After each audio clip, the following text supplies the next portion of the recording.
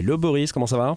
Hello Timothée, écoute très bien, merci de m'inviter sur ce podcast. Hyper content de te recevoir sur le podcast, ça me fait bizarre d'avoir des VC sur ce podcast. T'es le deuxième invité VC avec lequel j'enregistre, donc je sais pas si je peux te catégoriser d'invité VC, mais écoute, c'est comme ça que je résumerai le truc. Ça me va.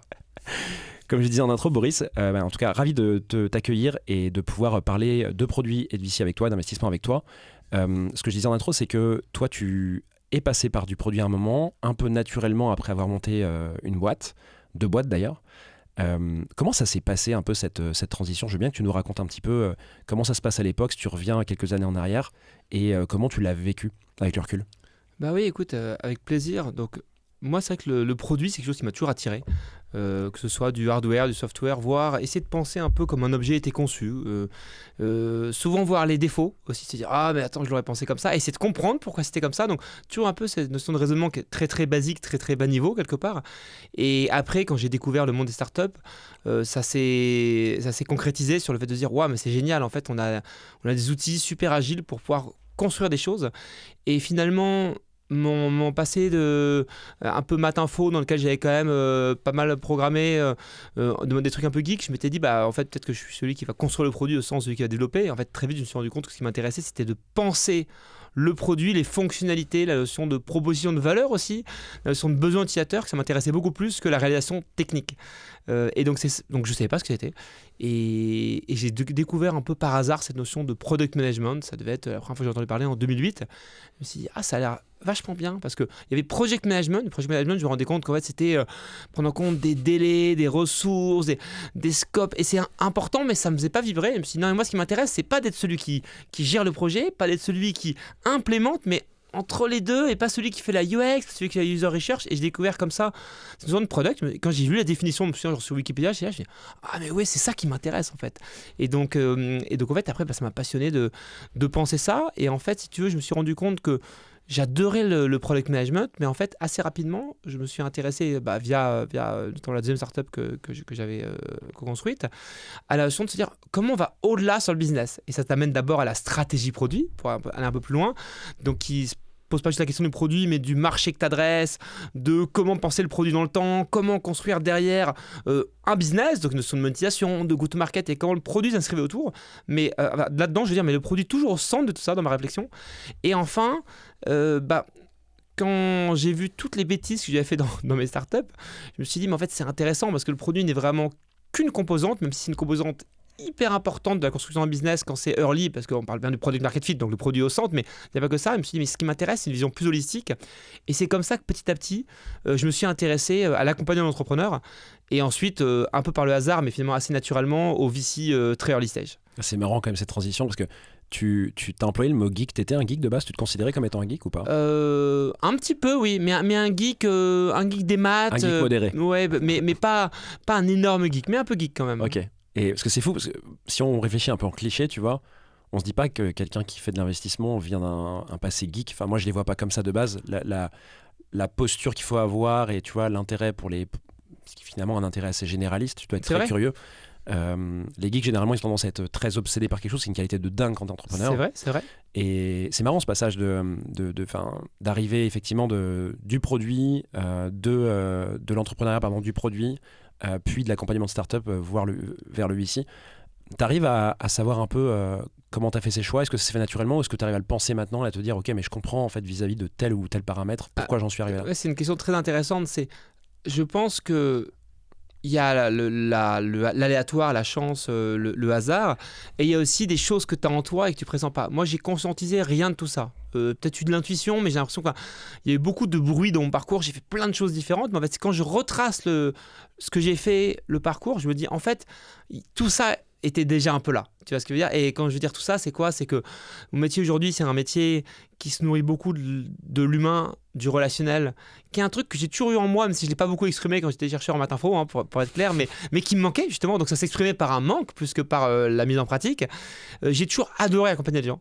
Moi j'étais toujours le copain où quand on avait une question de carrière, de qu'est-ce que je dois prendre comme décision, etc. J'ai toujours le gars que tu appelles, qui tu passes du temps à un café, et à la fin t'en sors les idées plus claires. Donc j'ai toujours ce côté-là. Quand tu es enseignant-chercheur, tu enseignes, tu transmets des choses, donc toujours il y a cette notion de aimer transmettre des choses. Alors aujourd'hui, je ne suis pas... C'était prof. Oui, en parallèle de quand tu fais ta thèse, chercheur, etc. Ouais. Et si tu veux, et donc là aujourd'hui, je n'enseigne pas. Quand tu es un entrepreneur, tu n'enseignes pas, mais tu as parfois une notion d'essayer de transmettre des choses, de comprendre quelle langue va permettre à la personne d'appréhender. Quand tu es chercheur aussi, tu cherches, tu essaies de comprendre des choses. Parce que c'est partie du métier de VC. Évidemment, le côté product et entrepreneur, c'est le fait de se dire... construire un produit qui rencontre son marché et qui soit un terreau fertile pour construire un business derrière, qui est au cœur de l'activité. Donc, finalement, tout ça me préparait, et je suis complètement d'accord avec ce que tu dis sur le fait, quand tu es chercheur, geek, etc., il y a un côté monomaniaque. Donc, mais ça, j'étais en flow dessus, quand je peux être en flow des jours, des semaines sur un truc, mais j'en sortais groggy, comme avec une gueule de bois. Je me rends compte que dans mon métier, j'arrive à avoir ces moments-là, mais qui sont plus sur des flows de quelques heures sur un sujet, et après, je peux m'en extraire et refaire pareil sur un autre sujet. Et donc, je me sens beaucoup mieux à papillonner entre des petits drills de quelques heures sur des trucs où je vais être très concentré, réfléchir, produire un truc, mais pas monomaniaque des semaines ou des mois ou des années. Et c'est ça qui me rendait malheureux quand j'étais chercheur et même entrepreneur. Parce qu'entrepreneur, en fait, au bout de 2 ans sur ta startup, en fait, j'ai envie de voir plus de paysages. Et d'abord, je l'ai fait en m'élevant, entre guillemets, au-delà du produit, à son business plus global, CEO, etc. Bon, CEO de boîte très early stage, hein, donc, mais justement, l'aspect business 360. Et après, je me suis dit, mais même faire ça sur un seul sujet, j'y trouvais pas mon compte. Et j'ai commencé à trouver mon compte le jour où j'allais dans l'accélérateur le vendredi midi et le week-end, passer du temps avec des entrepreneurs. Il y en avait 6 que je m'entourais en parallèle. Et je me suis dit, là, ça me nourrit. Là, je me sentais aligné avec plein de trucs. Et tu connectes the dots après, tu vois, mais là je me suis dit, ok, en fait, ça c'est moi, c'est vraiment moi. Donc aider et accompagner les gens, tu le faisais pas vraiment en cofondant une boîte, tu le faisais pas vraiment, tu avais l'impression de pas le faire en étant product. Et c'est vraiment maintenant que tu retrouves cet intérêt où effectivement tu vois, j'imagine, beaucoup de sujets, tu vois beaucoup de gens monter des boîtes. J'adore cette diversité. Par contre, il faut assumer tu ne builds pas, tu ne construis pas, tu vas pas et tu vas jamais très profond sur un domaine. Mais moi, ça aujourd'hui, pour moi, c'est quelque chose de positif, pas de négatif. C'est-à-dire que l'énergie que j'ai, si je sors d'un workshop de quelques heures d'entrepreneur, on a eu quelques idées, tu vois, un petit peu en whiteboard, on a fait une V1 du truc, enfin même une V0, une V-1. Et en fait, tu es là, tu dis, ok, en fait, maintenant, t'en as de 2 semaines, tu vas pas faire que ça, mais tu vois, t'as 2 semaines où tu vas creuser là-dedans. Moi, je suis très content de ne pas être le gars qui va creuser, rendre tangible tout ça, mais d'être le gars qui va faire 1 heure de coup de fil dans 2 heures pour faire le follow-up et dire, bon, ça, du coup, c'était pas tout à fait vrai, ça, j'ai creusé comme ça, c'était génial. Enfin, et moi, je trouve cette énergie-là, et de le faire X fois en parallèle, alors que t'as plein de gens qui vont dire, mais attends, c'est nul ton truc. Moi, je veux être la personne qui, pendant les 2 semaines, va passer du temps à rendre ça concret, etc. Tu vois, donc c'est vraiment une question de se connaître, savoir ce qui te fait vibrer, savoir ce sur quoi t'es bon aussi, tu vois. Ouais, t'as vraiment inversé la façon dont tu vois les choses, parce qu'en étant chercheur, tu vas quand même, tu creuses très profond sur un sujet. Ta thèse, la thèse, c'est vraiment une phrase, tu sais, très spécifique, qui est incompréhensible, quoi. Alors que là, tu fais plutôt disons que tu vas être plein de monde sur plein de sujets différents, mais tu vas moins loin, quoi. Donc c'est marrant, c'est pour ça que j'étais intéressé de savoir comment tu vois les choses. Et ce qui est intéressant, c'est que j'ai parallélisé beaucoup d'activités en parallèle de ma thèse, et que du coup, je me suis rendu compte que je me serais défini comme le gars qui va être passionné par aller à fond sur un sujet, et en fait, je me suis rendu compte que ce qui m'attirait le plus, c'était quand il y avait de la diversité, de l'humain, de la vélocité, j'allais dire, on y reviendra, une boucle de feedback rapide, et ça on va y revenir parce que dans le VC c'est quand même contestable, et j'avais besoin de mouvement en fait, et ça manquait de mouvement quand tu es sur des cycles longs, quand tu es plutôt seul, et que tu approfondis des sujets pendant très longtemps, dans ma conception du mouvement en tout cas. Bon, il y a plein de sujets là, tu m'as mis plein de perches forcément, je sens que tu as envie d'aller sur la suite.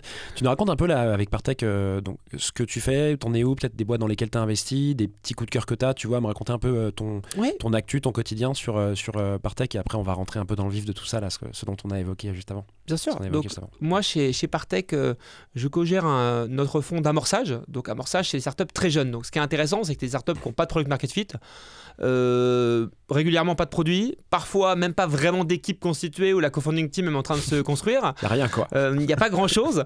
Et en général, tu as des slides. Parfois, non, mais en général, tu as des slides quand même. Et donc, ce qui est passionnant, c'est que tu arrives à un moment où le product market fit est en train de se construire. Et c'est ça que moi, je trouve ça génial. Et après, une fois qu'il commence à être construit, la phase suivante de dire ok, comment j'arrive à en faire un petit peu un business quand même et à avoir un début de croissance, c'est aussi super intéressante. Et donc moi voilà, j'interviens à ce stade là. Le but c'est donc on est une équipe de 7 personnes en amorçage. Partech c'est beaucoup plus grand, on est plutôt, que du pré-product market fit quand tu dis amorçage. En gros vous n'arrivez pas à la série A aussi? Non, on a un autre fonds de Partech qui va là-dessus, donc on a d'autres fonds chez Partech, mais nous le fonds d'amorçage c'est vraiment pré-product market fit. Et investissement France, mais pas que? Non, alors c'est à peu près 20% en France nous, donc en fait c'est Europe, Europe, on a un petit peu de façon opportuniste US et Asie du Sud-Est, mais le gros de notre fonds, c'est Europe. Et là-dedans, la France est une minorité. Okay. Intéressant. Et on est très généraliste. Moi-même, ma qualité et mon plus grand défaut en tant que VC, c'est que je suis hyper généraliste. Donc, tu regardes ce que j'ai fait du B2B, du B2C, plein d'industries différentes, des modèles différents. Et j'aime bien les trucs un peu bizarres. C'est vrai que dans lesquels il y a une fécondité sur la réflexion de produit de business model. Tu vois, le bon SaaS classique, j'en ai quand le produit me passionne, mais les réflexions business model sont toujours un peu moins passionnantes parce que tu as des frameworks bien établis. Moi, j'aime bien quand tu dois te gratter la tête pour te dire, bon, comment je dois réfléchir le produit, le business, les KPI à suivre, et que tout ça est pas clair. En fait, je trouve qu'en tant que VC advisor d'une boîte, tu peux avoir des discussions avec les fondateurs, tandis que si la question c'est des questions très techno sur un cœur de modèle AI, et c'est pas moi qui va discuter avec les fondateurs. Et donc, t'as moins la capacité à être dans le cœur du réacteur d'innovation. Ce que tu viens de dire, c'est que tu aimes bien les business un peu complexes d'un point de vue compréhension ou d'un point de vue exécution, parce que business plus complexe à exécuter veut aussi dire que c'est plus chaud, vous prenez plus de risques à investir dedans, quoi. Non, mais je dirais d'un point de vue conceptualisation du business, et donc ce que ça implique en termes de stratégie, d'exécution, etc. Mais c'est surtout la partie conceptualisation, comprendre ce que c'est. Et il y a des choses qui sont un peu passionnantes, où il y a des moments, vraiment des business où le produit n'est qu'une composante d'ailleurs, où 6 mois... 1 an, 2 ans, 3 ans après le premier échange et l'investissement, tu as une sorte de aha moment avec les fondateurs où tu dis, parfois c'est vraiment à un moment, parfois ça vient progressivement, mais où à un moment donné tu arrives, et ça se matérialise typiquement dans un nouveau fundraising, une levée de fonds quand tu fais un nouveau deck, et que tu as le deck qui dit ok. Là, on a la substantifique moelle de ce qu'on fait, de la vision, de la stratégie du projet. Et en fait, ce truc-là, c'est super dur d'y arriver. Les boîtes qu'on finance en général et qu'on accompagne en pré-seed seed, le deck il va être amené à changer, il n'est pas au niveau où il va être pour ensuite les séries suivantes. Et je trouve que ce qui est intéressant dans la notion aussi de la cadence des levées de fonds qui en général sont successifs pour la plupart des boîtes, c'est que ça te force à refaire cet exercice et à te dire bon, j'ai un as qui va être pas mal d'argent, une grosse valo, etc. Comment j'en parle pour que les gens y croient? Et ça te force à te reposer et à faire cet exercice qui d'ailleurs souvent a plein d'autres bénéfices que le fundraising, qui va être la clarté avec laquelle tu penses ta stratégie, ton produit, ton business, celle avec laquelle tu peux communiquer avec tes équipes, celle avec laquelle tu peux communiquer avec des clients, avec des gens que tu veux embaucher, etc. Et souvent ce qui est intéressant, c'est que le moment où tu as ce moment où tu dis « Ouah, c'est vraiment nous », et tu te rends compte qu'il y a plein de bénéfices annexes au-delà du fundraising que tu as fait pour le fundraising qui viennent, et ce moment où tu as cette clarté-là, et en plus c'est toi quand tu es investisseur et board member, tu peux pitcher le truc, mais tu dis ok, en fait ça y est, j'ai le truc où en 30 secondes j'arrive à la scientifique moelle, et souvent c'est difficile, et tu vois ça, c'est moi j'adore ce moment-là. Comment on te convainc alors d'investir? Là, tu nous as parlé un petit peu de ce qui t'intéresse et tout, mais est-ce que tu arrives à... Bon, j'imagine que oui, que tu arrives à prendre du recul en te disant ouais, il y a quelques trucs effectivement sur lesquels je suis... Écoute, là-dessus, moi, je peux raconter l'histoire de comment ça a commencé. Comment ça a commencé, je me suis fait une liste de produits et de domaines dans lesquels me dire voilà le genre de produit qui m'intéresse. J'ai fait le bilan 2 ans plus tard, j'ai absolument pas backé des products, et j'étais très orienté product, genre productivity tools, social networks, etc. Et en fait, pas du tout fait ça. Okay. Et je me suis rendu compte que quand j'étais rationnel et que j'essayais d'analyser le truc, en fait, c'était pas du tout ça que ça donnait. Donc, moi, j'ai envie de te dire, même si ça paraît très évanescent, et ça l'est, c'est une rencontre avec des gens, une équipe. Il y a des gens avec qui c'est fluide, il se passe un truc. Tu sais pas bien l'expliquer, il se passe un truc, t'as un relationnel qui est très fluide. Et pareil sur le business, dans lequel le produit, tu te poses tout de suite des questions qui font du sens, tu vas mettre le doigt sur les choses intéressantes, pareil sur les aspects business. Et en fait, quand il se passe cette rencontre avec les gens et le business, t'as une flamme qui s'allume. Évidemment, le critère pour tous les VC, t'as envie de croire que ça peut être un business incroyable, donc tu crois dans l'équipe, tu crois dans l'opportunité marché, tu crois dans ce qu'on te raconte sur comment l'adresser, mais ça ne suffit pas, parce qu'en fait on va te montrer un truc, tu vas dire ouais c'est bien, mais je trouve que surtout en amorçage, il y a une sorte de truc un peu intuitif, un peu subjectif et un peu qui fait habileté de l'inconscient, où tu dis ok, ces personnes-là, cette opportunité, cette vision, j'y crois, et qui va au-delà du rationnel. Tu vois ce que je veux dire? Parce qu'en fait, il y a plein de choses, tu peux prouver par A plus B que ça marche, tu n'as peut-être pas de contre-argument, mais tu le sens pas la personne, tu n'as pas le fit, le projet, il te parle pas, tu risques de pas être un bon investisseur pour cette boîte-là. Moi, je crois beaucoup à ça. Il y a beaucoup de VC, tu vois, qui parlent de... Bon, je pense que beaucoup d'investisseurs, même pas que VC, qui disent que les gens, donc people, souvent le mot employé, c'est le plus important. Tu vois, on voit quand même beaucoup qu'il y a plein de parcours qui sont un peu les mêmes, qui sont financés, etc. Là, tu t'insistes beaucoup sur la relation et ce qui se passe comme alchimie entre toi et les équipes les équipes fondatrices que tu vois. Est-ce que tu regardes quand même ces arguments rationnels en amorçage de, je sais pas, diplôme, provenance, serial entrepreneur, multi-entrepreneur, etc. ou j'imagine qu'un petit peu oui, ou est-ce que ça va au-delà vraiment, tu vois? Alors, écoute, c'est sans doute un contre-biais que j'ai, mais moi, j'essaye de de pas regarder ça. Dans le sens, mais pourquoi c'est, je pense, un petit côté militant, mais aussi un côté où moi, surtout en étant français, grandes écoles françaises, ça paraît paradoxal, mais j'ai souffert de ces étiquettes où tu as l'impression qu'on te donne du crédit pour des trucs qui, franchement, qui sont pas corrélés du tout à ce que tu vas devoir faire. Et en fait, je trouve ça un peu idiot et injuste. Et moi, il y a plein de fondateurs et de fondatrices que j'ai backés. Je sais pas quelle école ils ont fait ou fait. Je me souviens plus trop de leur background.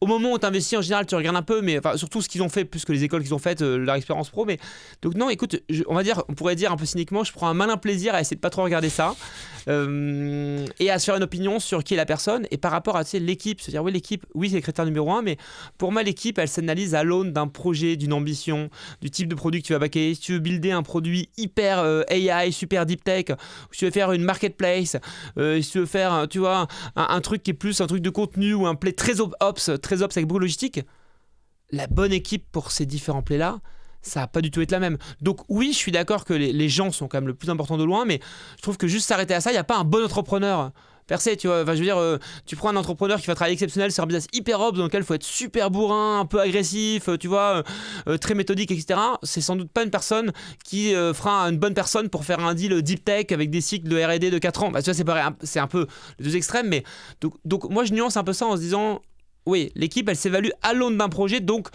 Et creuser un projet non seulement te permet de voir si cette équipe est en fit avec ce projet selon toi, mais aussi te permet, indirectement de juger l'équipe. Donc moi je suis d'accord avec ça, mais c'est un raccourci que de dire du coup le projet n'est pas important. Le projet, à mon avis, est hyper important. Comment tu fais pour juger justement si telle personnalité est la bonne pour tel type de business ? Parce qu'il y en a beaucoup des business, tu vois. Et il y a beaucoup de personnalités encore plus. Non, écoute, c'est très difficile. 2, je pense que quand je dis on, c'est l'équipe, Artec, etc. On a fait du travail là-dessus, mais je pense qu'on a encore à progresser parce que c'est pas une science exacte. Tu veux dire documenter ou du travail de maturité on s'est fait il y a les deux. On s'est fait un framework d'évaluation d'équipe, tu vois. Ouais. Mais par exemple, on n'a pas poussé le bouchon jusqu'à se dire, selon le type de produit, de business model, de marché, quels critères sont les plus importants. Parce que ça, c'est un travail qui est quand même difficile à faire. Mais par exemple, je vais citer un peu l'exemple, c'est l'agressivité dont tu vas avoir besoin et le champ de distorsion de la réalité dont tu vas avoir besoin pour un business par exemple très ops ou sur lequel il va falloir aller très vite et tu vas aligner plein d'étoiles très vite et pas du tout le même que un business sur lequel tu as le temps, il faut craquer le product market fit doucement, il faut construire la techno qui va être le building block pour ce que tu veux faire, des trucs dans lesquels tu as une acquisition B2C, c'est pas le même mindset que le long cycle de vente B2B très enterprise. Enfin, donc je ne saurais pas exactement te donner une grille hyper précise, mais je pense qu'on est de plus en plus sensible au fait de se dire cette typologie de fondateur-là, pour ce type de business-là, il va y avoir match ou mismatch selon nous. Tu as des trucs qui sont assez objectifs et d'autres trucs qui relèvent un peu aussi de... Ce qui, évidemment, alors tout ça est aussi un moteur à biais. Enfin, je veux dire, tu vois ce que je veux dire, c'est le biais, surtout très early, il est indispensable alors à un moment où tu n'as pas une grille scientifique de lecture. T'as du ressenti et qui dit ressenti dit biais. Donc évidemment. C'est assumer le biais finalement. En fait, c'est pas c'est assumé, c'est que c'est une réalité presque scientifique de ce qui va se passer. Et après, tu peux tâcher d'essayer de lutter contre certains biais, tu vois ce que je veux dire. Mais oui, c'est si on dit le ressenti, ces personnes-là, j'ai eu un fit, évidemment que ça c'est un terreau hyper fertile pour plein de biais qui vont s'exprimer. Mais je pense que déjà le reconnaître, le savoir, essayer d'identifier un peu les biais que tu peux avoir. Je pense que c'est important. A contrario, c'est quoi peut-être des raisons, des arguments ou autres qui te font mettre un carton rouge ? Tu te dis, bon là, même pas la peine, on n'y va pas. Écoute, ça tu dois faire beaucoup quand même. Oui, bien sûr. T'en as besoin. En fait, c'est parce que t'as plein de boîtes sur lesquelles tu dis c'est legit, ça vaudrait le coup de creuser. Mais bon, si tu creuses et que tu passes une demi-journée ou une journée à chaque fois que tu peux pas. Donc en fait, t'as besoin de heuristique. On revient à cette notion de biais. T'as besoin de heuristique qui va te permettre de dire, ok, là je creuse, là je coupe. Donc chacun va... Alors t'en as plusieurs niveaux, t'as un niveau d'une équipe, t'as un ADN d'équipe quand même, t'as un ADN de firme, Partech, t'as un ADN d'équipe, la manière dont on bosse en amorçage chez nous, t'as un ADN personnel. Le but c'est de doser ça, parce qu'il ne s'agit pas que toi, qui tu es... biaise trop ton jugement et en même temps tu es qui tu es, c'est-à-dire que tu peux passer la balle à la limite à quelqu'un d'autre. Tu peux te dire pour moi c'est pas une bonne boîte. Si c'est le cas, ça m'est déjà arrivé de passer la balle à une collègue qui d'ailleurs derrière a investi dans la boîte et c'est un super truc pour elle. C'était moins pour moi que pour elle, il faut savoir le reconnaître. Mais donc si on se contente à mon ressentiment individuel d'abord, il y a un certain nombre de choses qui me font mettre un carton rouge à mon niveau, et ensuite des choses que je me dis c'est que moi mais ça pourrait intéresser quelqu'un d'autre, donc je vais essayer de voir si ça intéresse quelqu'un de prendre la balle, et d'autres choses je me dis donc, globalement ça ne correspond pas à notre ADN, notre strat. On va dire que je pense qu'on est relativement good people en termes de fondateurs qu'on back chez Partech globalement, et en particulier en amorçage.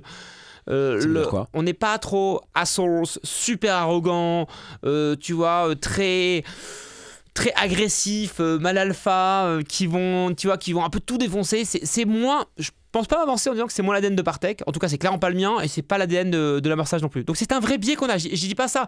Je ne pars pas de vertu en disant ça. C'est un biais qu'on a. Donc typiquement, des types de business très opérationnels, des trucs à la Uber & Co ou tu vois de la food delivery. C'est passage à l'échelle très gros, beaucoup de logistique. C'est ça, beaucoup d'ops. Des trucs comme ça. Enfin, moi, je vais être un peu cynique, mais je veux dire, si tu respectes à fond les gens, que tu dises ouais, les gens qui sont sur le terrain, faut les respecter, faut s'occuper d'eux. Sur le business, tu risques de pas bien les faire. Je vais te donner un exemple très concret là-dessus. Sur de l'Ops, tu veux dire sur de l'Ops. On a fait une boîte de food tech qui a très bien marché, qui s'appelle Dashbox, qui est pas connue du tout. Et ben, cette boîte, leur livreur était salarié, ils avaient un modèle très particulier, etc. Voilà, nous, et c'était une super boîte, ils ont fait une exit avec Carrefour. Enfin, franchement, pour nous, c'était une très belle histoire pour eux aussi. Enfin, mais cette boîte, ils salariaient leur livreur. Bah, je trouve que c'est bien. Et on n'a pas fait les boîtes dans lesquelles tu as à la fin des sans-papiers, tu vois, qui bossent en tant que livreur en étant sous-payés. Bah, je trouve que ce truc-là est représentatif de notre ADN. Et encore une fois, là, le problème de cet exemple-là, c'est qu'il est un peu... Enfin, comment dire, il est un peu judgmental en termes de valeur. Mais il y a d'autres exemples dans lesquels c'est pas du tout judgmental. T'as juste des profils où il faut être comme ça. Et nous, on va être moins les profils un peu agressifs, un peu bourrins, etc. C'est vrai, on a ce biais-là. Et je dis pas que c'est une bonne chose. C'est une réalité. Donc ça, c'est des choses, c'est vrai, c'est des irritants. Chez nous, quand t'as la personne sans le ou la CEO avec très gros ego, etc. Moi, j'aime pas, mais je sais que si je le présente à quelqu'un d'autre de l'équipe, ça va être la même réaction. Je pense qu'on a besoin aussi, nous, d'être emmenés par les fondateurs dans leur marché. Ça veut dire qu'on est en mode, on a besoin qu'ils nous pullent. T'as des gens, tu vois, ils ont un marché qui peut être un peu complexe, ils arrivent à t'emmener. Ils sont pédagogues, ils t'expliquent le truc, ils t'emmènent. T'as d'autres gens où tu te dis, ok, bon, après cette demi-heure ou cette heure passée ensemble, il va falloir que je passe 2 jours à aller diguer le truc pour comprendre. Moi, j'ai en tout cas, je pense que c'est surtout moi dans l'équipe, mais j'ai besoin d'être emmené par la personne. Tu vois, c'est-à-dire que j'ai l'énergie que ça me demanderait d'aller me dire, ok, je peux me prendre les 2 jours, faudrait que j'ai eu une sorte de... Enfin, tu vois, d'illumination incroyable, on va dire ça vaut le coup. J'ai moins cette manière de bosser là. Donc ça veut dire que la personne doit déjà te donner beaucoup d'informations et te montrer sa compréhension et sa connaissance de son domaine. Oui, et qu'elle te donne envie, toi, de creuser derrière. Exactement. Parce que tu as envie de faire savoir t'emmener et savoir te faire digérer la scientifique moelle en disant écoute, ce qui est important dans le marché, c'est ça. Et après, ça n'empêche pas que tu vas creuser. Mais moi, si j'ai pas eu cette étincelle initiale sur un premier call, et parfois je me dis, c'est quoi, je pense que ce deal c'est pas pour moi, je pense qu'il est pas pour nous en tant que Partech et en tant qu'amorçage de Partech, tu vois. Et je dis pas que ça va pas être un mauvais deal ou que ça va pas être intéressé des fonds très bien, mais c'est peut-être pas pour nous. Et en fait, cette notion de se dire ce n'est peut-être pas pour nous, elle est très, je trouve, alignante. Ça t'est arrivé de croiser la route d'un entrepreneur qui va lancer un business sur un domaine que soit tu connais pas, soit que t'aimes pas trop à première vue, qui t'excite pas? Et finalement, sur le premier appel, il s'avère que waouh, c'est un effet waouh pour toi. Tu te dis, mais ouais, alors, je connaissais pas ce sujet, la personne est incroyable. Oui, ça m'est arrivé. Go pour creuser, quoi. Ouais, tout à fait. Jusqu'à investir dedans. Oui, ça m'est arrivé quelques fois. En fait, mais d'où la notion de se laisser surprendre. En fait, moi, souvent, j'essaie de laisser de la place à la chance, à la sérendipité, en se disant, tu reçois un truc, tu dis, bon, je sais pas, c'est très intéressant, mais... Et en fait, tu peux pas prendre, encore une fois, faire des rendez-vous avec tout le monde, quoi, mais j'essaie parfois de me dire ok, là il y a un petit truc intéressant, je vais voir, à mon avis ça va pas le faire, mais je vais voir, et il faut ouvrir ces portes là, oui, carrément, je pense que c'est important. Hyper intéressant. Si on rentre un petit peu sur la façon dont tu vois l'écosystème et le financement au global, tu vois, on entend beaucoup dire que les startups, elles crament du blé. Alors, ça, c'était plutôt 2021-2022, un peu moins en ce moment. Je te l'accorde, mais il y a toujours des boîtes qui lèvent de l'argent, hein, et donc qui ont des pertes au bilan quand même. Donc on entend beaucoup dire que plein de startups crament beaucoup d'argent, surtout par les gens qui connaissent un peu moins l'écosystème et la mécanique, ou qui ne sont pas alignés avec cette mécanique de levée de fonds pour monter des boîtes. Et aussi qu'il y a des valos un peu délirantes, tu vois. Et à en lire certains ou en écouter, on pourrait se demander, tu vois, si... créer l'innovation ou les boîtes de demain, ça doit se faire par ce système de levée de fonds. Qu'est-ce que tu penses de ça? Alors, t'es biaisé parce que tu bosses chez Partech et que ça fait quand même des années que tu fais ça, mais qu'est-ce que tu répondrais à quelqu'un qui te dit ça, par exemple, qui te dit écoute, c'est délirant ce que vous faites, les gars, vous êtes sur une planète, quoi. Non, c'est hyper, c'est une question à un point de vue qui est hyper compréhensible et hyper riche. Il y a plein de choses, donc je sais même pas si je vais réussir à tout courir, mais non, mais ta vision sur ça. En gros, la plupart des business devraient pas être des business VC-backed. Donc, c'est très simple. Le bootstrap ou le tu vois, friends and family pour démarrer le truc est très simple. Après, tu as quand même deux choses. Tu as toute une nature de business dans lesquelles l'investissement initial qu'il faut, ne serait-ce que pour un produit que tu puisses vendre et où tu puisses générer les premiers revenus, il est suffisamment important. Typiquement, les équipes qui vont développer le produit, mais parfois ça peut être d'autres trucs, de l'IP, des choses. Donc, où tu as besoin de ce quantum minimum de frais fixes à dépenser avant d'arriver à quelque chose. Donc et donc ces business-là, la logique bootstrap ne peut pas s'appliquer. Alors bien sûr, parfois, tu peux penser que tu es dans cette théorie, alors qu'en fait, tu devrais être dans l'autre. Donc il y a aussi tu vois, donc, mais en tout cas, il y a clairement des business dans lesquels il est clair qu'il y a besoin de ça. Donc Mistral, par exemple, typiquement. Exactement, voilà. C'est un exemple récent, quoi. Exactement. La techno nécessite beaucoup de fonds, même si les montants paraissent aberrants, il faut beaucoup d'argent. Dès que tu as besoin d'experts très qualifiés, très chers, de compute, tout de suite, tu as une enveloppe de frais fixes qui est indéniable. Donc tu as ça d'une part. D'autre part, tu as l'accélération. Cette notion de se dire parfois il faut aller très vite, et aller très vite, ça coûte de l'argent en général. Même si d'ailleurs tu as des économiques saines, que tu es profitable, etc. Ça, c'est le paradoxe, ça coûte de l'argent. Le paradoxe, c'est souvent des boîtes qui sont profitables, qui lèvent le plus d'argent parce qu'elles veulent accélérer. Et on va revenir après sur la notion de profitabilité. Donc voilà. Donc le piège, c'est pas tant. Pour moi, le piège, ça peut être de penser que tu devrais être VC-backed alors que tu devrais pas, ou de pas voir qu'il y aurait un chemin pas VC-backed, ou alors plus frugal que celui que t'empruntes. Donc mais voilà, donc ça je pense c'est le premier point. Le deuxième, c'est sur la notion il y a plein de façons de cramer de l'argent. Donc déjà tu as la façon sur l'initial, se dire ok, ensuite tu as la façon de se dire mon business n'est pas encore structurellement rentable, par exemple peut-être parce que juste mon niveau de revenu et de marge ne couvre pas encore les frais fixes, sont les frais fixes sains. Et ça peut cacher plein de réalités. Ça peut cacher une réalité dans laquelle c'est normal de ne pas être rentable à ce stade, ou une réalité dans laquelle structurellement ton business ne converge pas, ne va pas. Et là, c'est important de le voir. Et donc, tu vois, déjà, tu recouvres des réalités très différentes. Tu as des business qui pourraient être profitables, mais qui font un choix stratégique, qui savent très bien comment l'être, très mécaniquement, sans qu'il y ait 10 paramètres qui doivent s'aligner, je veux dire. Et tu as d'autres business qui sont déjà profitables et qui prennent des initiatives en étant plus profitables parce qu'ils investissent dans l'expansion. Donc ce que je veux dire, c'est que tu as plein de réalités différentes et qui sont recouvertes par ça. Après, pour autant, je pense qu'il y a eu de l'argent très facile en 2021, 2022. Donc, le fait de se dire, tu as plein de boîtes qui ont cramé du blé pour rien, etc. Moi, je comprends cette sensation, je pense que c'est en partie vrai.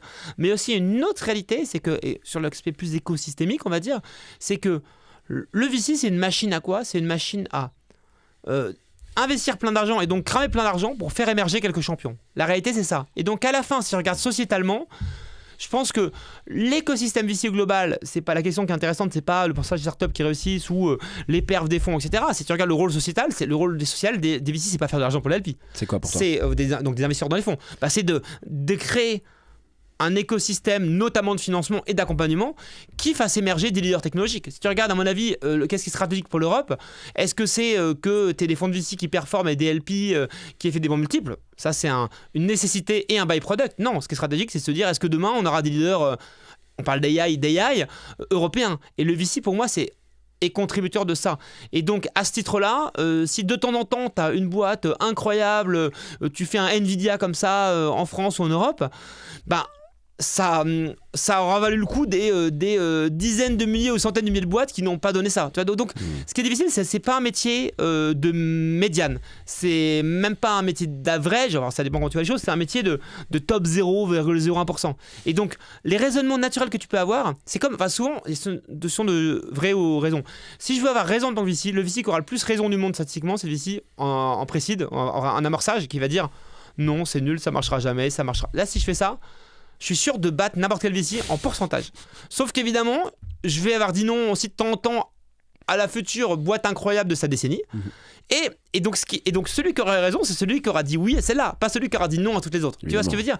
Donc il y a ça à appréhender. Et pour le coup, moi je comprends très bien cette notion qui vient à la fois d'une réalité où il y a eu de l'argent qui a été investi, franchement moi je pense n'importe comment, très sincèrement, à des valos en plus qui ne correspondaient à aucun fondamental économique, et d'un autre côté au fait que le business model du VC, son rôle sociétal, la manière dont la performance avec cette fameuse power law est faite sur un tout petit nombre de boîtes qui vont normalement faire la performance là où le gros va échouer. surtout au très early, fait que c'est pas intuitif à analyser. Donc tout ça, tu vois, donc voilà, point de vue que j'essaie d'un peu nuancer sur la question. C'est vrai que sur ce que tu dis, il y a un truc qui est assez remarquable, c'est que tu as des boîtes qui sont exactement sur la même proposition de valeur, donc même cible, même proposition, donc des concurrents concrètement, et on peut le voir sur l'écosystème dont certains ont été sur une stratégie de bootstrap complète de financement, donc sans lever de fonds, et d'autres ont levé. C'est notamment le cas, tu vois, j'y pense, sur des produits de l'écosystème, envoi d'email, automatisation d'email, etc. Tu vois, j'ai pas le terme technique pour dire cette catégorie de produits, mais où là, tu vois, j'ai des exemples qui viennent en tête. Je te prends par exemple Lemlist, qui est connu, qui a beaucoup distribué sur la partie bootstrap au début. Alors après, il y a des opérations financières. Et je sais pas, je te prends un Zelic qui est un peu plus récent, qui a choisi de lever de l'argent dès le début. Alors ils sont peut-être pas directement concurrents, mais en tout cas sur le même modèle. Ouais. Quoi. Donc c'est pour ça qu'on peut se demander parfois est-ce que c'est nécessaire d'aller sur des sujets de levée de fonds, mais j'ai compris ce que tu me disais. Non, mais comment dire, ce qui est intéressant, c'est que on pourrait se dire qu'avoir plus d'argent optimise forcément tes chances de succès, et on voit que c'est pas le cas, parce que trop d'argent peut enlever le sentiment d'urgence, cette sorte d'épée de Damoclès que tu as pour avancer, ce besoin impérieux de la survie de ta boîte qui passe par rapidement avec quelque chose. Donc moins de vitesse, moins de prise de risque. Donc la frugalité, elle a vraiment des bénéfices, et ça c'est vrai. Mais quand tu vas plus loin, post-product market fit, disons même post, tu vois, premier million d'ARR, c'était une boîte SaaS, etc. Ben, le problème, c'est quand tu as de l'argent, en général, tu le dépenses. Donc ça peut te faire te diluer, faire des dépenses inutiles, courir trop de lièvres en même temps, grossir trop vite. Donc, mais d'un autre côté, si tu vas l'opposer en disant je lève jamais des argents extérieurs, par exemple, je veux trouver un produit market fit qu'avec mes propres moyens, bah, en fait très vite tu vas te rendre compte que tu as 2 ingénieurs dont ton cofondateur, et en fait bah, si ça se trouve il te faut 10 ans pour développer la techno dont tu as besoin avec ça, et peut-être qu'il n'y a pas de shortcut sur ton marché, et qu'après tu te dis bon bah en fait je veux que bootstrap. Bah d'accord, mais en fait à un moment donné bootstrap ça veut dire que par exemple tu vas embaucher des sales, bah tu vas embaucher des sales que ceux que tu peux embaucher, donc avec le profit que tu as, donc t'es limité. Donc dans certains cas tu peux dire que ça va te faire aller à une vitesse qui est saine organiquement et qui correspond à la bonne vélocité, mais dans d'autres cas tu vas juste te faire dépasser par ton compte d'argent. Donc c'est pour ça que moi le discours oui bootstrap versus VC-backed, il y a un truc qui est factuel, je pense, c'est que il y a eu trop de bruit sur les startups VC-backed et pas assez sur les bootstrap. Là je pense que c'est vrai, mais tu peux être un promoteur du bootstrap sans avoir besoin de cracher sur le VC-backed. Te dire qu'il y a eu beaucoup trop d'excès du VC-backed, c'est évident aussi. Maintenant, une fois que tu as dit ça, parlons plus des startups bootstrap. Reconnaissons qu'il y a des excès de startups VC-backed qui ont été trop de cash, trop valorisés trop vite, c'est vrai, et que ça a des travers, mais reconnaissons aussi que quand c'est bien fait, approprié, injecter tu vois, des ressources, de l'argent dans des boîtes au bon moment, et après tout est dans le bon moment, est un driver de performance exceptionnel. Tu vois ce que je veux dire ? Je pense que c'est aussi, tu vas me dire si tu es d'accord ou pas avec ce point, mais c'est aussi lié aux compétences qu'il y a dans la boîte, parce que tu vois, j'essaie de réfléchir en même temps pendant que tu parlais aux boîtes bootstrap que je connais. C'est quand même pour beaucoup des boîtes qui ont pris une strat qui était plutôt moins sales, mais très. Le go-to-market était quand même vraiment fait en ligne principalement. Bien sûr. Du personal brand, etc. Tu vois, je pense à Mailchimp, je pense à du coup Lemlist, Acceptio, des boîtes comme ça. Puis attends, t'as une question d'époque aussi. Je pense qu'il ne faut pas faire d'anachronisme dans le sens où, tu vois, moi, si on me cite des exemples de boîtes qui ont été fondées il y a plus de 5 ans, je me dis, c'est pas le même écosystème. Et je parle même pas de la vague GenAI avec toutes ces contraintes-là, etc. Mais contraintes notamment capitalistiques, tu vois. Mais c'était une autre époque. Et donc, ça veut dire que maintenant, tu as quand même aussi une compétition pour les talents. Enfin, tu vois ce que je veux dire ? Si tu as une dimension AI dans ta startup, sans lever, c'est très chaud. Ou alors sinon, il faut que tout talent AI soit cofondateur de la startup et soit incentivé au capital et soit OK avec ça versus un très gros salaire ailleurs. Donc voilà, donc aussi je pense que c'est facile de prendre l'exemple de boîtes qui ont été fondées il y a 10-15 ans. C'était pas le même écosystème, totalement. Notamment en Europe. On disait en début d'épisode que tu viens du produit. Oui. Ça m'intéresse de savoir un peu ce que tu penses de ça, c'est-à-dire quel niveau d'importance t'accordes à financer des entrepreneurs qui viennent de là, qui viennent du produit, donc qui ont été, je sais pas, d'anciens PM, CPO, Head of Product, qui ont fait même carrière pour certains dans le produit. Est-ce que c'est... Je sais que tout à l'heure tu disais que c'était vraiment un sujet de match avec, ou de fit avec des gens, mais est-ce que ça peut te rassurer ou pas du tout, des fondateurs qui viennent du produit ? Comment tu vois les choses ? Alors, pas du tout. Ok. Et je vais m'expliquer. Comme je te dis, moi je m'intéresse pas au background. Pas du tout, point. Non, pas du tout, point. Question suivante, s'il te plaît. Non. Non, mais comme je te disais, moi, je m'intéresse pas au background des gens. Donc, savoir que tu as été PM, ça va. Même si tu me le dis, ça va. C'est pas une question que j'ai posée, ça va me passer au-dessus. Pour être très honnête. Non, mais très bien, c'est ce qu'on veut. Mais par contre, ce qui m'intéresse, c'est l'ADN produit des personnes. Et ça, c'est très différent. Dis-moi en plus, comment tu repères ça? Donc, du coup, moi, c'est vrai que le tropisme que j'ai quand même, c'est j'aime que les gens aient un très bon degré d'insight, ou en tout cas, je sente qu'ils soient sur la voie, parce que parfois, quand tu fais dans des boîtes, les personnes découvrent leur sujet, mais que tu sentes que tu as une manière de penser, une manière d'apprendre les choses où les gens sont à la recherche d'insights sur leur marché et leurs utilisateurs et leurs clients, et ont une certaine capacité à les translater en vision produit, stratégie produit, plus qu'en feature produit encore, tu vois ce que je veux dire. Donc moi je cherche cet ADN où il y a cette articulation, cette pensée un peu problème-solution, opportunité-réponse, et où tu puisses discuter de bout de gras avec les gens. Et c'est vrai que moi j'aime bien discuter produit au sens large, tu vois ce que je veux dire. Et donc moi on va dire que je cherche cet ADN, cette appétence et ce talent produit, plus qu'un background de product management qui est un skill set un peu technique presque sur comment translater des besoins en fonctionnalité, ensuite gérer avec une équipe tech, s'insérer dans une démarche business, etc. Mais quand tu es un PM dans une boîte, tu es un exécutant. Il n'y a aucun mépris là-dedans. C'est juste que les qualités dont tu dois faire preuve sont très différentes de celles dont tu dois faire preuve quand tu dois créer from scratch un produit et trouver un product market fit dans une structure qui est la tienne, enfin que tu as cofondée. Donc pour moi, c'est des choses différentes. Mais moi, cette notion d'ADN produit me paraît très importante. Et d'autant plus que c'est pas du tout le seul élément, mais le socle fondateur de n'importe quelle startup, c'est le product market fit. Si tu n'y arrives pas, il se passe rien. Si tu y arrives, ça veut pas dire que tu as gagné, loin de là. Donc tu penses par déduction de ce que tu dis, tu penses qu'un fondateur ou une fondatrice qui parle produit, donc qui pense produit, on va voir comment tu fais pour repérer ça après, c'est un passage quasi obligatoire d'avoir cet état d'esprit pour aller faciliter la recherche du produit. Déjà, souvent les équipes, tu es plusieurs cofondateurs, fondatrices. Bien sûr. Mais du coup, effectivement, je pense que j'ai un petit biais sur le fait que si tu as personne qui est un peu dans une démarche un peu product, vision produit, stratégie produit, et une capacité quand même à imaginer un début de produit qui est la route, même si tu n'es pas spéqué de façon super précise, je pense que j'ai un peu du mal à me projeter effectivement, parce que moi, vu que naturellement, je suis toujours très intéressé par dire, explique-moi l'opportunité. Ok, c'est quoi les problèmes que les ont? C'est quoi les besoins que les gens ont? Quels insights t'as dessus? Qu'est-ce que tu as compris? Quand tu regardes le marché, qu'est-ce que le marché n'a pas compris? Ou qu'est-ce qui fait qu'aujourd'hui, il se passe un truc où il y a une opportunité? Parce qu'une opportunité, elle n'est pas juste d'un besoin, elle est d'un besoin qui n'est pas adressé. Donc, moi, je suis toujours intéressé par dire pourquoi ce besoin n'est pas adressé. C'est la question que tu poses. Bien sûr, qui vient de la discussion, peut-être pas de façon aussi formelle, mais ça revient à ça. J'essaie de comprendre. Et donc, ça, c'est une démarche très produit sur la partie product discovery, presque. Et ensuite, se dire, ok, tu as identifié ça, ou vous avez identifié ça, c'est quoi l'idée déjà que tu as de la translation de ça en réponse, tu vois, notamment produit, tu veux dire, ouais. Et en solution. Et du coup, ça, je trouve que tu ne demandes pas ce que la personne ait toutes les réponses. La réalité, c'est que quand c'est early, il y a plus de questions que de réponses. Mais en tout cas, peut-être tu as des gens qui te répondent de façon tellement naïve, fermée ou simpliste à ça que tu te dis...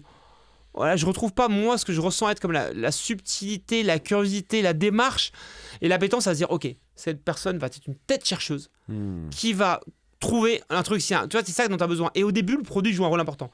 Après, le produit joue un rôle moins important. La partie business au sens large du terme joue de plus en plus importante. Le go-to-market, la monétisation, l'exécution, etc. Tu veux dire post-product market fit quand oui, c'est très simpliste, mais oui. Tout est important. Le produit pour toi a moins d'importance. La démarche produit a moins d'importance pour toi. Ensuite, post-product market fit. En tout cas, elle est toujours aussi importante, mais il y a d'autres facteurs. Elle est peut-être là, elle était là au départ, et après les autres facteurs montent aussi. Donc en fait, elle est plus diluée en pourcentage par rapport au début. Oui, l'importance que ça a au début. Enfin, si t'as pas un produit à un moment donné que tu mets entre la main de l'utilisateur, le reste est inutile. Mais si t'es pas bon au go-to-market, si t'arrives jamais à décoller là-dessus, avoir un produit est inutile. Mais pour moi, c'est la stepping stone. Et c'est vrai que du coup, souvent après un first call d'entrepreneur, j'ai parlé beaucoup de produits, de propositions de valeur, d'opportunités marché, d'utilisateurs, de c'est quoi le statu quo, comprendre ça. Et moins du reste, parce que je me dis c'est vraiment le cornerstone, et à la limite ça me dérange pas dans un deuxième call d'explorer, souvent avec une deuxième personne de mon équipe, on essaie d'être deux sur le deuxième call, ou aussi dans d'autres configurations, je le fais tout seul ce call, d'explorer d'autres aspects. Mais en tout cas, je vais aller très vite. En général, c'est 5 minutes à la fin où je parle un peu du reste. Mais moi, je me dis, si j'ai pas eu l'étincelle sur la partie produit, produit au sens large, encore une fois. Hein, tu commences par là, en fait, finalement. De façon assez naturelle, oui. Et c'est des questions qui te permettent de te dire ce que tu disais au début, c'est-à-dire de voir si tu as un fit avec la personne. Ça comprend aussi, c'est-à-dire sa compréhension du produit, la manière dont il explique, l'étincelle qui se passe à ce moment, moment où il en parle. Quoi. En fait, par exemple, typiquement, t'as. Encore une fois, on est en 2024, il s'est passé beaucoup de trucs dans la tech, donc c'est toujours intéressant de se dire pourquoi il y a une opportunité.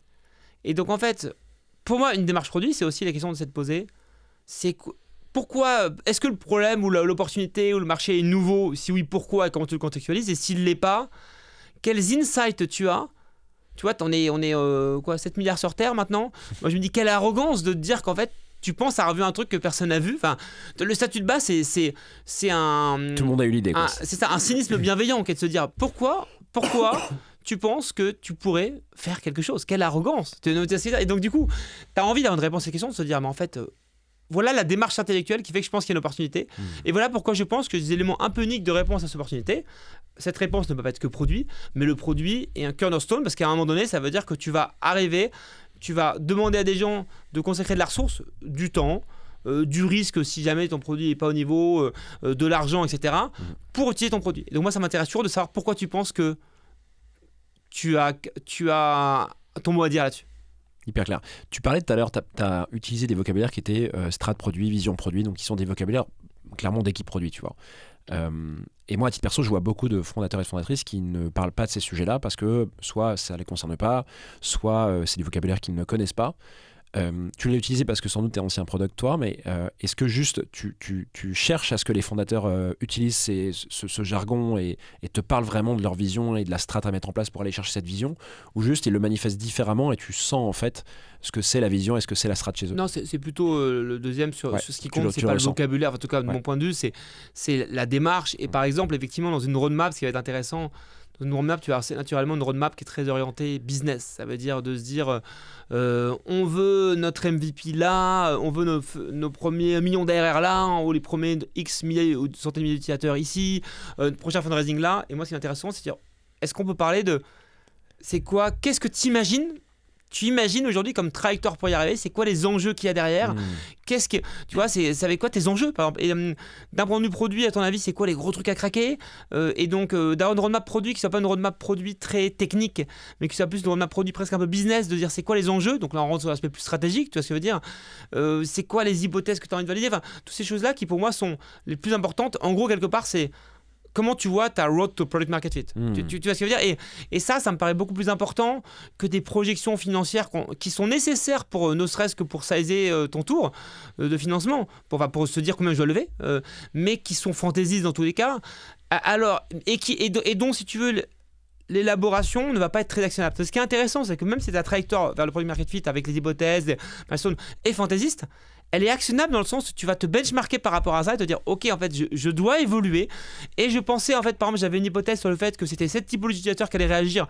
En fait, j'ai l'impression que c'est plutôt celle-là. Et là, en fait, c'est très actionnable. Et c'est une sorte de guide. Et moi, je trouve ça intéressant de se dire, en fait, c'est quoi le chemin? Moi, mon rôle en tant qu'investisseur en amorçage, c'est de se dire, la startup, la step one, ça va être d'arriver à construire les conditions, donc l'argent, les recrutements, etc.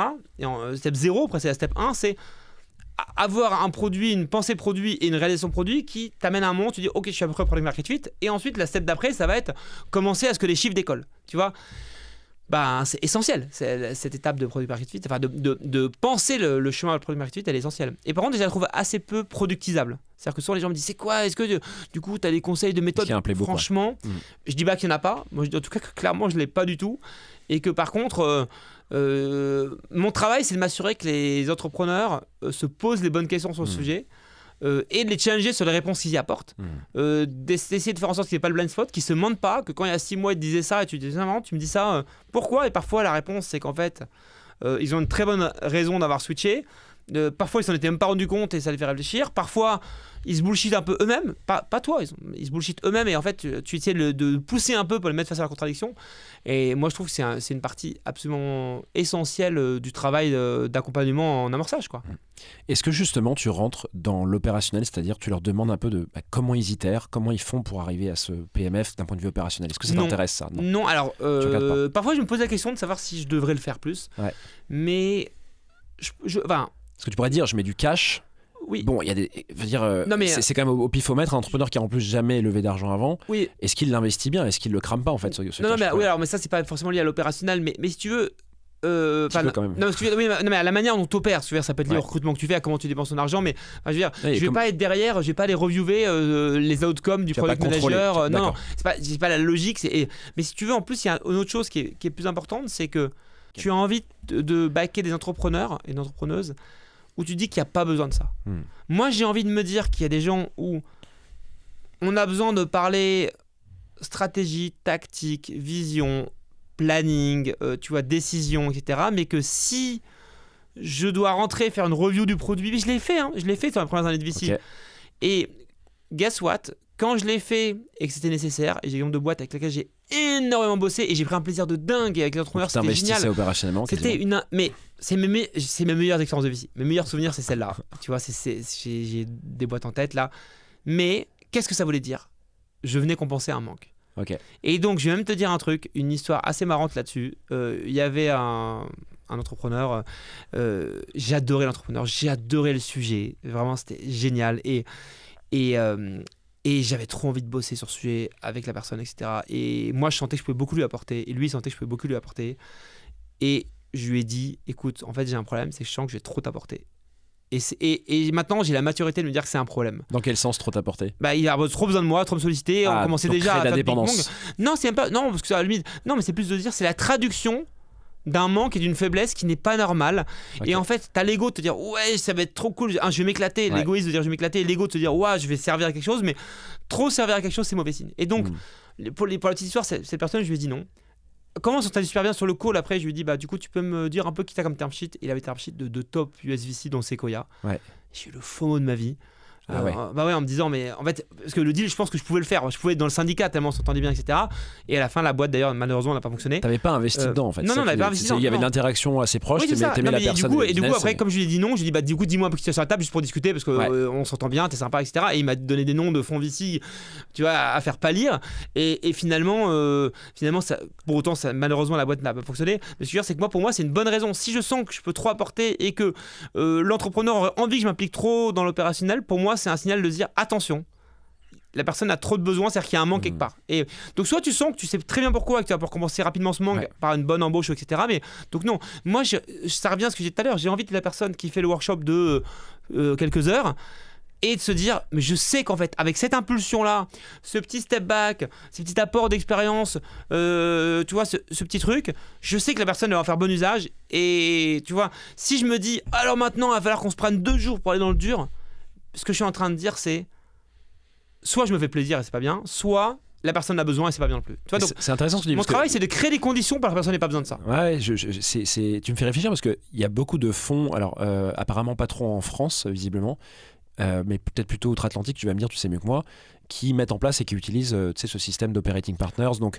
des gens qui sont des gens spécialistes. Non mais c'est différent, parce que là on parlait vraiment sur les choses très product market fit. Après te dire ta sales team pour la construire, pour mettre en place les compensation plans de la sales team qui sont des sujets très techniques, etc. Pourquoi pas, si demain on te dit comment mettre en place la meilleure méthode dans ton équipe produit, une fois que tu as 4 équipes produits pour avoir un gars comme toi qui va venir, c'est très logique, c'est de la méthode mais si je me dis j'ai l'impression que je dois contribuer sur des sujets un peu fondamentaux de la boîte de façon opérationnelle ou aller contrôler opérationnellement pour faire un feedback.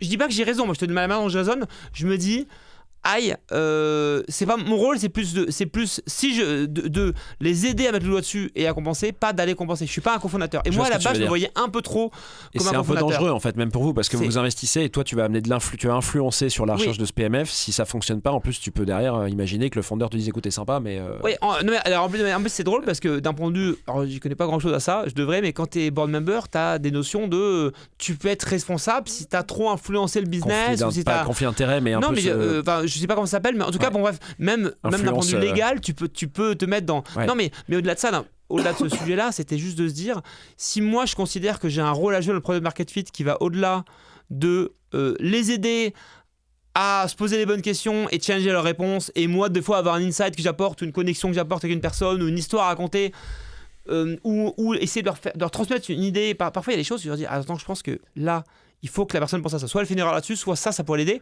Mon travail, c'est de mettre ça dans sa tête et de m'assurer que c'est bien rentré. Et la personne, après, si elle a bien reçu le message, qu'elle l'a bien compris, cette personne, je dois me dire, elle est bien placée pour en faire quelque chose. Si je me dis, c'est à moi d'aller dans le tranché avec cette personne, à de rares exceptions près, quand il y a des crises ou des trucs un peu très aigus, moi, je me dis, il y a un problème. Et ce problème, il est que soit de la confiance que j'ai dans la personne, soit du besoin que la personne a d'être aidée.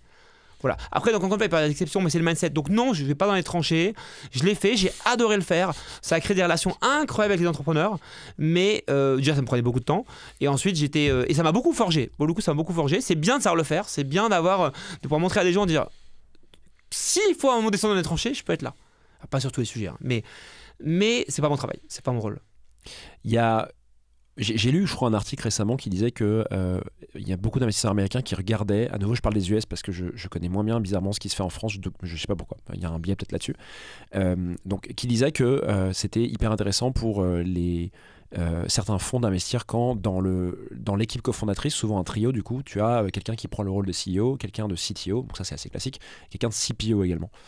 Je le vois un peu moins en France, peut-être un peu plus qu'avant quand même, mais toujours un peu moins. J'ai pas beaucoup d'équipes en tête où dès le début il y a eu un CPO. J'ai une boîte dans laquelle tu as investi qui s'appelle Pennyline quand même, où là effectivement il y avait Tancred qui était là dès le début au produit. Bon, ils sont 5 cofondateurs de mémoire, oui, donc c'est quand même assez rare. On voit pas beaucoup d'équipes de plus que ça, 7 même peut-être. Ouais.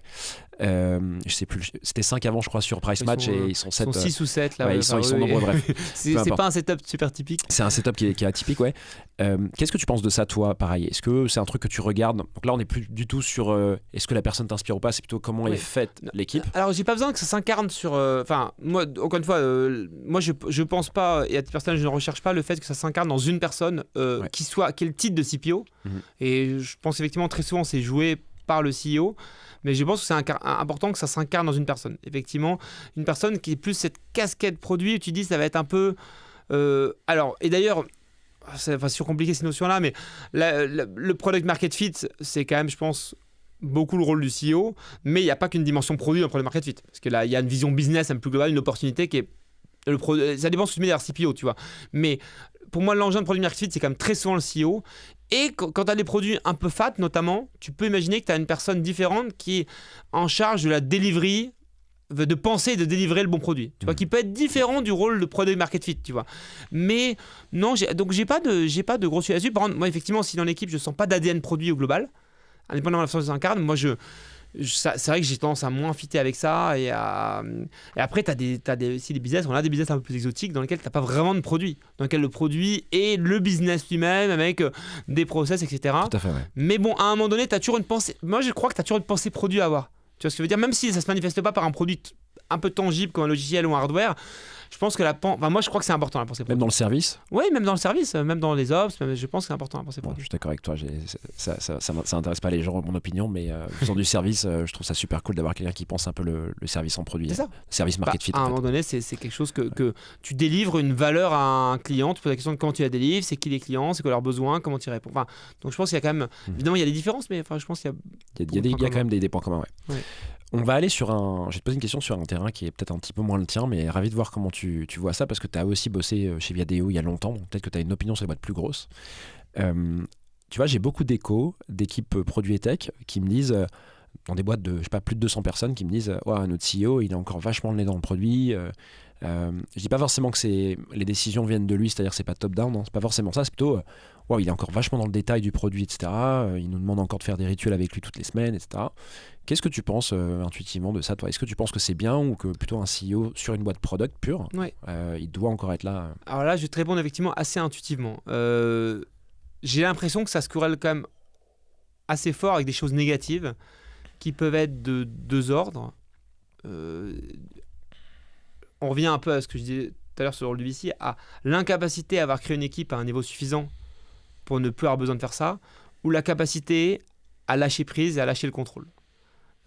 Que tu sois encore un moteur de la vision produit de la direction que prend ta boîte, oui. J'ai tendance à penser que dans beaucoup de cas, c'est pas systématique, je suis sûr qu'il y a des cas où c'est pas vrai, mais devoir encore un peu micromanager les choses concrètes montre que tu n'as pas fait ton job de CEO, parce que ton job de CEO, c'est recruter une équipe à laquelle faire confiance et lâcher prise sur des sujets un peu trop opérationnels ou daily ou weekly, et que tu adores le produit, que tu sois à la monthly review ou même peut-être. Mais en tout cas, je pense que souvent, c'est un peu le côté t'as le CEO qui avait ce rôle et qui n'a pas réussi à le lâcher. C'est pas tant qu'il a besoin d'être là, c'est qu'il n'a pas réussi à le lâcher. Et peut-être que d'ailleurs, il s'est mal entouré. Peut-être qu'il avait des trucs inconscients dans lesquels il voulait pas un gars au produit trop fort pour pouvoir garder la main là-dessus. Mais je pense que savoir déléguer est clé et savoir s'entourer des gens à qui tu peux déléguer. Donc, je suis sûr qu'il y a des cas où c'est pas vrai, mais je pense que statistiquement, c'est quand même quelque chose qui est juste très négatif. Surtout, tu prends des exemples de boîtes à 200 personnes. Donc, c'est quand même. Voilà, tu vois, à la question à quel moment, tu vois, si t'es 20, si t'es 50, mais je pense qu'à 200, il n'y a pas beaucoup de boîtes où c'est sain, où c'est une bonne chose que ce soit le cas. Et alors, à contrario, là, je vais m'amuser un peu. On va revenir sur des boîtes très très jeunes. Tu penses quoi des boîtes qui sont du coup backées par des VC? Alors, j'essaie d'éviter l'anglais, mais je sais pas comment le dire autrement, qui sont soutenues, financées par des VC, accompagnées par des fonds de VC. Et donc qui ont des fondateurs, donc les fondateurs de ces boîtes veulent déléguer le produit le plus vite possible. Qu'est-ce que tu penses de ça? Parce que j'en ai vu ça aussi. Oui, c'est vrai. Donc souvent des CEO qui sont plutôt posture très commerciale, avec un CTO en face, et il se dit écoute, moi j'ai un tech, c'est lui qui fait la tech, et moi je m'occupe des ventes à fond les ballons, quoi. Et donc là ça y est, on vient d'avoir de l'argent, on va déléguer, on va recruter un premier project manager ou autre, voilà. Ça dépend ce que tu veux déléguer, parce que si tu considères que le rôle de product management et un rôle assez technique qui consiste à un moment donné à faire des specs assez détaillés qui sont en concordance avec la vision, la strat, le besoin, etc. Que c'est aussi faire un peu de user research, c'est synchroniser les équipes tech, un peu du UX qui peut être outsourcé, etc. Faire une forme de project management dans tout ça, etc. Et que tout ça, c'est un boulot, c'est un métier, ça prend du temps et te dire que c'est un full-time job, je pense que ça fait sens. Si c'est te dire que la partie plus stratégique et plus product market fit, même si là, en ce moment on met tellement de choses, tu l'as délégué, là je pense que c'est un peu plus risqué. Donc tu vois, si c'était la driving force versus le fait de faire sortir le produit dont le scope fonctionnel, la vision, tu es très impliqué dedans en tant que groupe de cofondateurs, on va dire, moi ça me paraît plutôt une bonne idée. Si c'est déléguer ça en disant moi je vends et finalement j'ai une sorte de vision produit un peu désincarnée et après j'envoie une personne le faire accoucher et que tu perds ce contact avec les utilisateurs, les clients, etc. Moi je suis très partisan du fait que les fondateurs, le CEO en particulier en général, doit être hyper en contact avec son marché au sens large du terme pendant un certain temps. Jusqu'à quand tu as une idée? Franchement non, je ne saurais pas te dire. Okay. Mais je pense pour le coup, notamment sur la partie client, assez longtemps. Ça me choquerait beaucoup moins d'avoir un CEO qui soit encore très souvent dans des rendez-vous clients. Tu vois ce qui veut dire, plus que dans les reviews produits de son équipe. Tu vois, je pense que être en interface avec ton extérieur me paraît plus important que d'être en interface avec ton intérieur opérationnel. Donc, parce que c'est la réalité du marché, parce que c'est se rappeler les choses, et parce que c'est les gens que tu sers à la fin. Donc voilà, ça dépend vraiment de ce que tu mets. Mais si c'est effectivement c'est le côté magique de tout le produit, au sens vraiment tout, je le délègue. D'ailleurs, souvent, on se rend compte que ça va être assez dangereux, que ça t'éloigne. Quand tu n'es pas au product market fit et que tu prends un PM, ton risque, c'est t'éloigner de ce qui fait toi, ce qui est censé faire toi ta magie de co-founder, CEO, etc., qui est d'avoir cette flamme, cette vision et d'aider à faire accoucher ça. Tu vois ce que je veux dire? Mais je comprends que tout le monde n'a pas envie de faire des mock-ups et des specs super précises, de les envoyer aux devs et puis de discuter avec eux, de sizer, de discuter le bout de gras et après d'être à la review tu vois, une semaine plus tard. Enfin, bon, si c'est pas toujours aussi structuré, tu vois, mais voilà. Non, hyper intéressant ton opinion. Je suis assez aligné sur les choses. Et c'est marrant parce que tu as distingué deux choses. Il y a donc ce premier sujet de déléguer la responsabilité produit très tôt. Et tu as le sujet de rester en contact avec les clients. Et pour le coup, il y a des exemples. Clients et utilisateurs. Et utilisateurs, bien sûr. Il y a des exemples que tu connais peut-être aussi. Tu vas me dire si tu les connais. De boîtes qui sont peut-être des rumeurs d'ailleurs. Doctolib, par exemple. Je crois que c'est plus ou moins connu que le fondateur il continuait pendant très longtemps à aller faire du porte-à-porte, à aller voir les médecins. Ouais, je connais pas l'histoire, très longtemps, mais ça m'étonnerait pas. Très ouais. longtemps. Je sais pas s'il le fait aujourd'hui encore. Je sais pas du tout. Je saurais pas dire. Mais je sais que très longtemps c'était le cas apparemment. C'est une rumeur que j'ai entendue plusieurs fois. Donc Bon, peut-être qu'elle est vraie, à vérifier. Et deuxième exemple que j'ai en tête, c'est Brian Chesky de Airbnb qui continue à dormir encore dans Airbnb, qui loue même son propre appart sur Airbnb. Ouais. Ça, c'est quand même incroyable. Tu peux louer l'appart d'Airbnb de Brian Chesky. J'ai regardé, tu t'attends 2 ans, hein, mais tu peux le faire. Et donc, bon, ça, c'est des gens qui sont dans l'excès incroyable, mais en même temps, why not, quoi. Mais en même temps, quand tu vis c'est vivre l'expérience concrète de ton produit là, des deux côtés de la marketplace dans le cas d'Airbnb. Ouais. Et en fait, pour le coup, autant je suis pas pour s'immiscer opérationnellement, autant je pense que parfois, tu as aussi une vision des valeurs, des principes que tu as envie de faire respecter. Et je pense que c'est totally fine que le CEO arrive et qu'il dise ça, c'est pas OK. Tu vois, et que ce soit ou d'ailleurs ou gérer le service client aussi. Tu vois, de se dire en fait là, le client me dit qu'il y a ça. Les amis, dans nos valeurs à nous, ça peut pas arriver. Et un client comme ça, on doit lui proposer une solution. Et ça, je pense qu'on voit souvent. Il y a une sorte d'exemplarité du leadership, mais aussi de rappel de dire je suis légitime à y aller parce que si ce truc-là est maltraité et que ça va à l'encontre des principes fondateurs de la boîte, ça c'est un problème. Et on revient à la notion de culture. Et là, mais par contre, dans la boîte idéale, tu aurais envie que ça n'ait pas besoin de passer par le CEO, parce que tu dis quelque part, dans un monde idéal, le CEO qui a parfaitement fait le job, les valeurs ont tellement infusé que même la personne junior qui vient être embauchée au service client a ces valeurs en tête, et si le cas se présente, elle va dire non, par rapport à ce principe-là, cette personne-là, on doit lui proposer une solution, tu vois. Mais après, sauf que la réalité, elle est jamais comme ça quand tu grossis vite. Mais en tout cas, donc, je trouve que c'est fine, mais faut reconnaître que c'est pas un comportement souhaitable, parce que l'idéal que tu aurais voulu, c'est pas faire ça et montrer que tu es encore impliqué. C'est vrai que tu n'aurais même pas besoin de faire ça tellement tout est parfait. Mais ça, c'est un fantasme. J'ai une dernière question à te poser, Maurice, si tu es OK avec ça. Bien sûr. Tu as fait référence plusieurs fois dans cet épisode à l'IA. Tu as aussi été, comme tu disais, judgmental sur le fait qu'il y a eu beaucoup de levées, etc. Donc là, on voit qu'il y a une vague et une hype énorme sur les produits IA depuis, je pense que c'est plus ou moins depuis la sortie de ChatGPT. Oui, ça fait 18 mois. C'est plus ou moins ça, mais j'imagine que toi, tu vois, tu voyais plein de techno liés à ça depuis quelques années déjà. Qu'est-ce que tu penses de ce qui se passe sur les produits IA, tous les produits qui pullulent partout, qui s'adossent à des technos type GPT ou autres Alors, du coup, un comparable que j'ai envie de prendre pour montrer que je pense que c'est pas incomparable, c'est ce qui s'est passé avec la crypto et le Web3 il y a quelques années. Parce qu'il y a un côté où tout le monde se dit oh là, mais regarde les sommes d'argent qui sont mises, regarde les côtés moutonniers des VC, etc. Oui, c'est vrai qu'il y a de ça, mais là on parle quand même d'une techno qui a des cas d'usage business immédiats avec une valeur créée immédiate et tu vois qui est déjà en train de changer des choses concrètement. Donc jusqu'où ça ira, ça je ne sais pas. Chacun a son opinion là-dessus. Moi je pense que ça, à 5-10 ans, ça aura des impacts extrêmement profonds sur le monde du business et le monde tout court, mais en tout cas, il est indéniable qu'il se passe quelque chose qui est profond, qui a un vrai impact, qui est là pour durer. Quand tu vois ce que fait un LLM, ok, tu dis c'est difficile de ne pas s'imaginer que le temps que ça percole dans plein de dimensions, écrire du contenu, créer des agents conversationnels autonomes, tu vois, qui vont être capables de remplacer des humains. Tu vois, quand tu as les chatbots, ça a été une catastrophe jusqu'à présent. Maintenant, tu dis ok, ça va peut-être pas marcher dans l'éducation, dans le coaching, dans le recrutement. Donc c'est difficile, je trouve, de pas. Et là, je prends juste la partie LLM avec le texte, mais après, tu as tous les aspects sur l'image, la vidéo, l'audio. Donc, je pense que c'est un peu difficile de ne pas se dire que ça va pas avoir un impact énorme. Donc j'en pense plutôt du bien, ce fait de se dire il y a une valeur incroyable qui va se créer avec cette techno et ça va débloquer des choses. Alors après, il y a la question sur l'emploi. Alors ça, c'est autre chose. Ça, c'est un peu, enfin, sur cet aspect-là, c'est un peu effrayant, je trouve. Mais donc ça, j'en pense du bien. Ensuite, évidemment, mais c'est presque à la fois un bug et une fonctionnalité, comme on dit, tout l'argent qui va dedans. Oui, il y a plein de conneries qui sont sans doute en train d'être faites. Oui, on ne sait pas trop sur le côté applicatif et d'une AI à quel point il y a des choses qu'on est barrière à l'entrée ou pas. Est-ce que c'est des startups ou des incumbents qui vont gagner ces batailles-là? Donc il y a plein de choses qu'on ne sait pas. Les modèles, les foundation models, tu vois, est-ce qu'il faut miser close source, open source? Est-ce que ça fait du sens de backer une startup qui lève 10 millions, 20 millions, 50 millions, 200 millions pour faire un foundation model? Personne n'en sait trop rien. Mais le rôle collectif des VC, c'est de prendre ces risques. Je dis collectif, individuel chacun.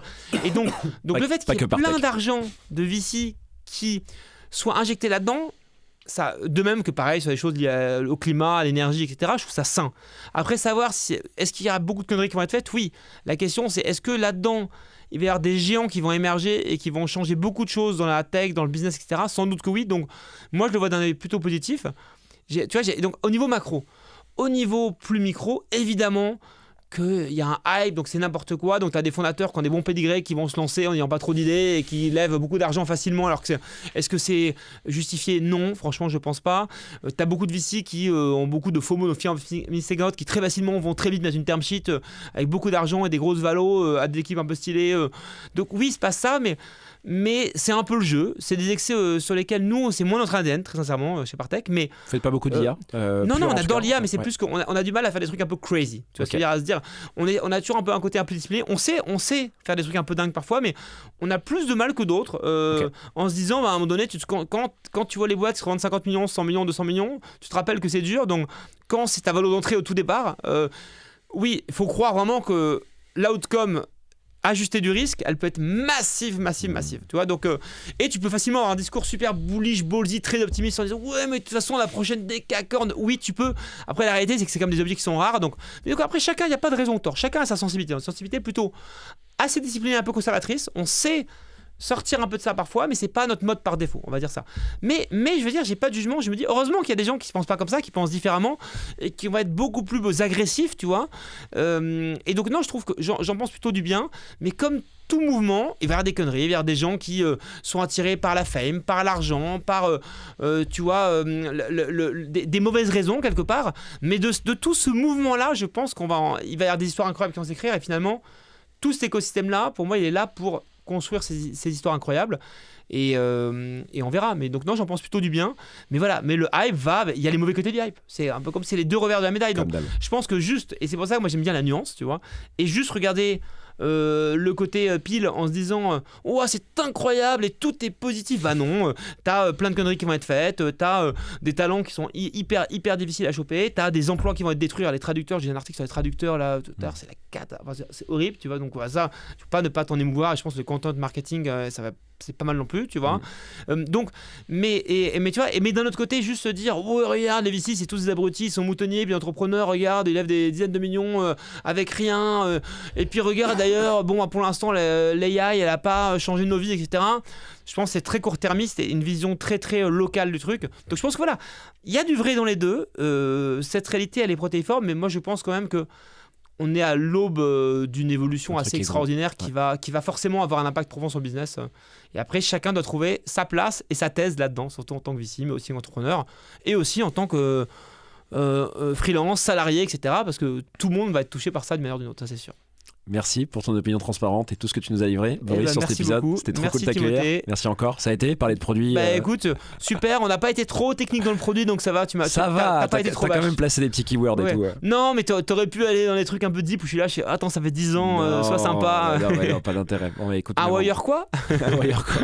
Merci encore vraiment d'être venu. Avec plaisir. Merci à ceux qui ont écouté jusqu'au bout. Je sais que c'est pas facile. Aïe. À très vite. Salut Boris. Merci. Salut. Bye.